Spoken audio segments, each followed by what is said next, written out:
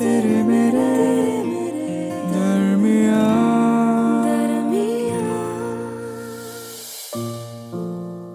प्यार लोगों के लिए शायद चॉकलेट्स, फ्लावर्स, डेट नाइट्स, ये सब प्यार होता है, पर मेरे लिए ना प्यार का मतलब है तुम। एक ऐसा इंसान जो सॉक्स हर जगह छोड़ देता है, टूथपेस्ट का ढक्कन तक लगाना भूल जाता है।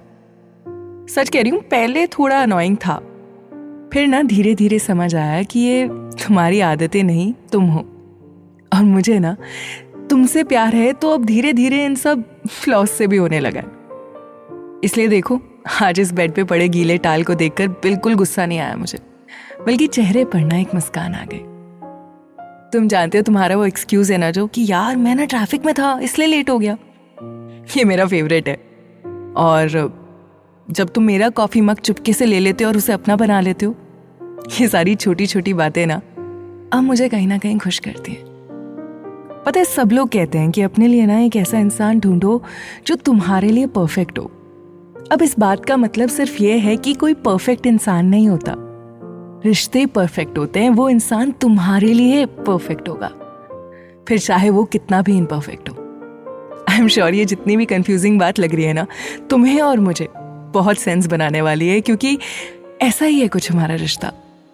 वो चीजें जो और लोगों को एनॉय करती हैं, वो शायद उस प्यार की वजह है जो आज भी वैसा का वैसा ही है, तेरे मेरे दरमियान।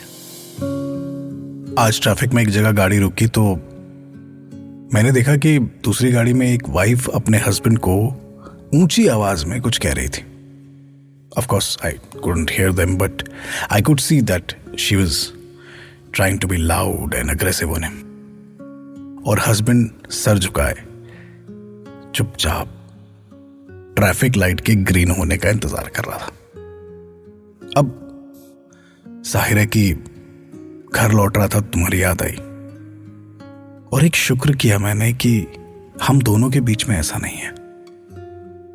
एक वक्त था जब मैं गीला तौलिया बेड पे रख देता था तो तुम्हें गुस्सा आता था, या मुझे घर बुलाकर जब तुम 2 घंटे तक अपनी मम्मी से ही फोन पर बतियाती रहती थी तो मुझे गुस्सा आता था, या फिर तुम अपनी बात बोलती रहती थी, मेरी सुनती नहीं थी तो मुझे गुस्सा आता था, या फिर ट्रिप पर जब जाते थे तुम गाड़ी के बाजू में बैठकर सीट पर बैठकर सो जाती थी और पूरा ट्रिप में अकेले गाड़ी चला कर जाता था, मुझे गुस्सा आता था।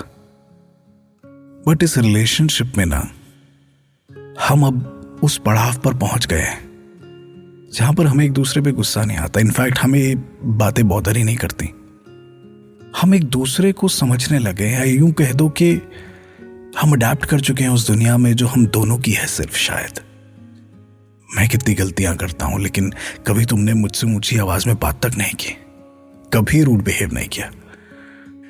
जितना साथ रहते रहते मैं तुम्हें समझ पाया हूं कि तुमने मुझे बदलने की भी कोशिश नहीं की, बल्कि मेरी गलतियों के साथ मुझे अपनाया है। आज अपने इस रिश्ते पर और तुम पर कुछ ज्यादा ही प्यार आ गया, और शुक्र हुआ उस मेहरबानी का जो खुदा ने मुझ पे की है, इस रिश्ते को इस मोड़ तक लाकर तेरे मेरे दरमियां। तेरे मेरे दरमियाँ।